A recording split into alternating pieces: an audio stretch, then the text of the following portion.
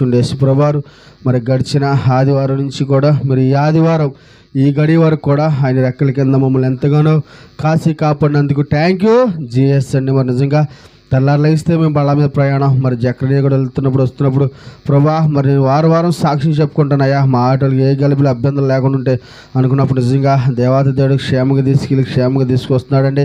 అలాగే నా భార్య ప్రయాణంలో కూడా ఎంతగానో తోడుకుంటున్నాడండి.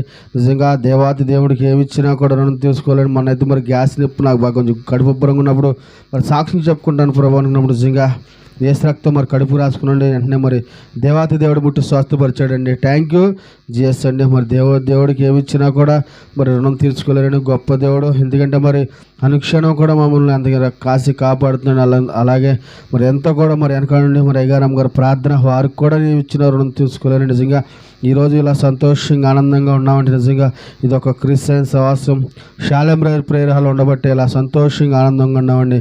థ్యాంక్ యూ జీఎస్ అండి. దేవుడికి ఏమి ఇచ్చినా కూడా మరి రుణం తీర్చుకోలేని దేవాది దేవుడికి. ఎందుకంటే మరి ఇన్ని సూతులేని స్తోత్రాలు చెప్పుకుంటూ తక్కువ నిజంగా పొద్దున ప్రయాణంలో కూడా మరి ఏ అభ్యంతరాలు లేకుండా ఏ గలిబిలు లేకుండా చక్కగా మరి బిడ్డలు తీసుకుని మరి ఆటలు వెళ్తున్నప్పుడు క్షేమంగా వస్తే ప్రభా మరి సాక్షి చెప్పుకుంటానయ్యా అనుకున్నప్పుడు దేవాతి దేవుడే క్షేమంగా తీసుకొచ్చాడండి.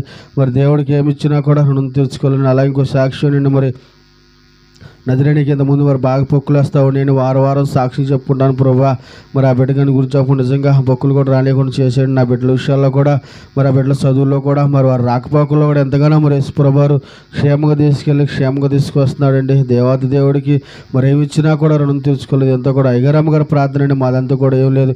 మరి నా ప్రయాణంలో కూడా ఎంతగానో మరి నేను అర్ధరాత్రి కూడా మరి ఒకసారి 12:30 గంటకు కూడా వస్తానండి. నిజంగా మరి అలా వస్తున్నప్పుడు ఏ చీకట్లో కూడా మా గృహంలోకి రానియకుండా మా జోలికి రానియకుండా నిజంగా మరి దేవాతి దేవుడు మరి ఆయన దేవదూతల ఉంచి కాపులో ఉంచి మనకు క్షేమంగా తీసుకొస్తున్నారు. అలాగే మరి అయ్యగారమ్మ గారు కూడా మరి వాళ్ళ రేతుల తర్వాత కూడా మరి ప్రార్థన ద్వారా మరి వాళ్ళు వెళ్ళి వస్తున్నాడు. ఎందుకంటే మరి బయట చూస్తే భయంకరంగా ఉంటాయి. నిజంగా ఆ టైంలో రావడం అంటే మాటలు కాదు, ఏ చీకట్లు వస్తానే ఉంటాయి. కానీ ఆ చీకట్లు ఏ కూడా రానియకుండా మరి యేసు ప్రభువు కాపుదల అయ్యగారమ్మ గారు మరి ప్రార్థన